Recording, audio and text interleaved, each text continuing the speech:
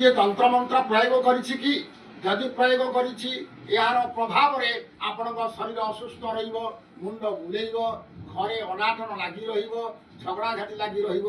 ତେଣୁକରି ଏହାର ସରଳ ଗୋଟିଏ ପ୍ରତିକାର କରନ୍ତୁ।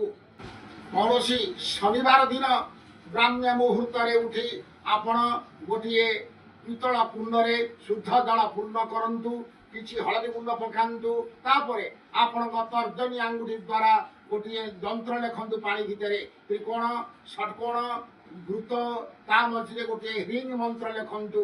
ଲେଖି ସାରିଲା ପରେ ଢାଳ ମାଧ୍ୟମରେ ସେହି ଜଳକୁ ନେଇକିରି ଆପଣ ସ୍ନାନ କରନ୍ତୁ। ସ୍ନାନ କରିସାରିଲା ପରେ ଦେଖିବେ ଶୁଦ୍ଧ ବସ୍ତ୍ର ପରିଧାନ କରନ୍ତୁ, ସୂର୍ଯ୍ୟଙ୍କୁ ଅର୍ଘ୍ୟ ଦାନ କରନ୍ତୁ। ଏଇଭଳି କରିସାରିଲା ପରେ ଦେଖିବେ ଆପଣଙ୍କର ଶରୀର ସମ୍ପୂର୍ଣ୍ଣ ସୁସ୍ଥ ଲାଗିବ ଏବଂ ମଙ୍ଗଳ ହେବ। ତନ୍ତ୍ରମନ୍ତ୍ର ପ୍ରୟୋଗ କରିଥିବା ବ୍ୟକ୍ତି ହଟିଯିବ, ଆପଣଙ୍କ ଶରୀର ସୁସ୍ଥ ରହିବ, ଆପଣଙ୍କର ମଙ୍ଗଳ ହେବ, ପରିବାର ସର୍ବବିଧ ମଙ୍ଗଳ ହେବ। ରହୁଛି ନମସ୍କାର।